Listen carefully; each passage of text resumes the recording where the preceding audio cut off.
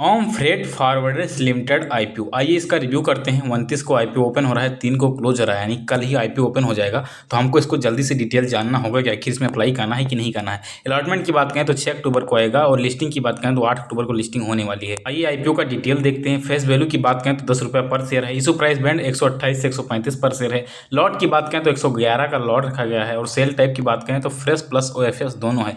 Fresh और offer for sale दोनों है। फ्रेश ज़्यादा हो तो ठीक है। Total issue size 122 crore 31 lakh का है। ज़्यादा बड़ा आईपीओ नहीं है, छोटा सा आईपीओ है।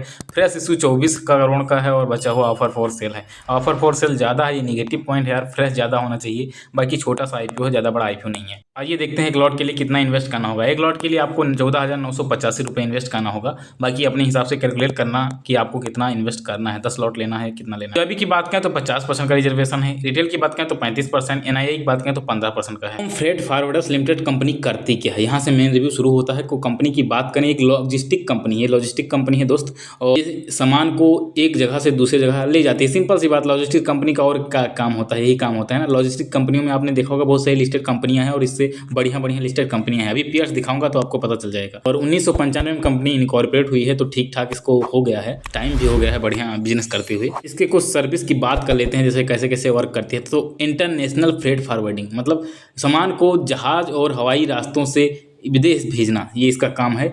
इंटरनेशनल फ्रेट फॉरवर्ड भी करती है, साथ ही साथ कस्टम क्लियरेंस भी करती है। ये कस्टम क्लियरेंस क्या होता है, विदेश भेजे या मंगाए गए सामान के लिए कस्टमर के सारे कागजात और रूल्स को ध्यान रखना, ठीक है। वेयर हाउसिंग एंड डिस्ट्रीब्यूशन का भी काम करती है भाई। सामान को रखने के लिए जो है गोडाउन, वेयर हाउस वगैरह जो लगता है और उसको आगे वेरियस दुकानों तक पहुंचाने का इंतजाम करना, ये सारा कुछ काम करती है। प्रोजेक्ट लॉजिस्टिक्स, बड़े कंस्ट्रक्शन प्रोजेक्ट के लिए मशीनरी और इक्विपमेंट ट्रांसपोर्ट करना, ये सारा काम कंपनी करती है। तो कंपनी का जो है सेक्टर ठीक ठाक है, कंपनी के सेक्टर में नहीं दिक्कत है, बस इस सेक्टर में कंपटीशन ज्यादा है। फाइनेंशियल देखते हैं। रेवेन्यू की बात करें 2023 में 493 करोड़ का रेवेन्यू हुआ था। 24 की बात करें तो 421 करोड़ का रेवेन्यू हुआ। रेवेन्यू में डिप आया, उसके बाद 25 की बात करें तो फिर से रेवेन्यू पहुंच गया 494 करोड़ का। तो ये ऊपर नीचे लगा रहता है और वैसे ही मतलब सेम टाइम पे कंसोलिडेट कर रहा है। प्रॉफिट की बात करें तो प्रॉफिट 27 करोड़ था, फिर घटा 10 करोड़ हुआ, फिर बढ़ा है 21 करोड़, करीब 22 करोड़ हुआ है। तो मतलब प्रॉफिट में भी ऊपर नीचे लगा रहता है। यहाँ पे नेटवर्थ की बात करें, नेटवर्थ भी यहाँ पे हर साल बढ़ता हुआ आपको देखने को मिलेगा।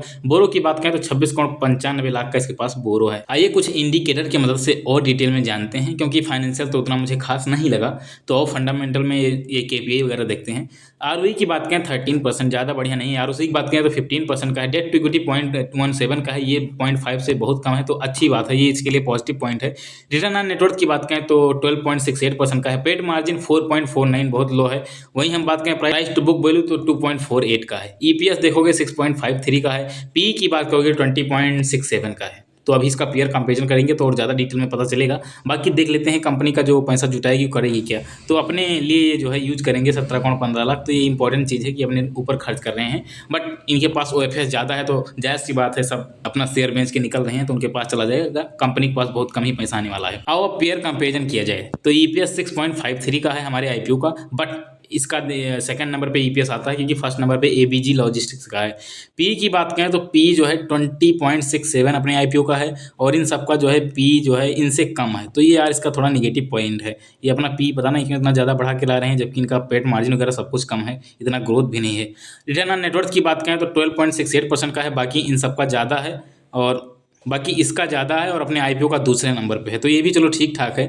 और नेट एसेट वैल्यू की बात करें, नेट एसेट वैल्यू इस कंपनी का ज़्यादा है और अपने आईपीओ की बात करें तो आई थिंक दूसरे नंबर पे है, तो ये भी ठीक है। तो अपना आईपीओ जो है मिड साइज का है, मतलब बीच में फ्लक्चुएट कर रहा है और साथ ही साथ मॉडरेट रिटर्न दे रहा है, ज़्यादा रिटर्न भी खास नहीं दे रहा है। बाकी मुझे इसमें रैंकिंग करना होगा कि पीयर्स में सबसे नंबर 1 कौन है, तो नंबर 1 में मैं भाई यहाँ पे एबीजी लॉजिस्टिक्स को रखूँगा। क्यों, रीजन क्या है, स्ट्रॉन्ग ईपीएस है, साथ ही साथ फेयर पी आपको देखने को मिलेगा, स्टेबल नेट एसेट वैल्यू देखने को मिलेगा। ये इन सब की वजह से नंबर 1 इसको रखूंगा। और अपने आईपीओ की बात करूं तो ये करीब तीसरे या चौथे नंबर पे यहाँ पे देखने को आपको मिलेगा। तो अब आओ बात कर लेते हैं कि फंडामेंटल भाई स्ट्रांग है कि नहीं है, क्योंकि मेरा मुद्दा यही है कि आपको बताना इसका स्ट्रांग है कि नहीं है, क्योंकि स्ट्रांग होगा तो आप लॉन्ग टर्म के लिए लगा सकते हो पैसा। तो इसका फंडामेंटल तो स्ट्रांग नहीं है भाई, पहली चीज का फंडामेंटल स्ट्रांग नहीं है। पेट मार्जिन उतना सही नहीं है।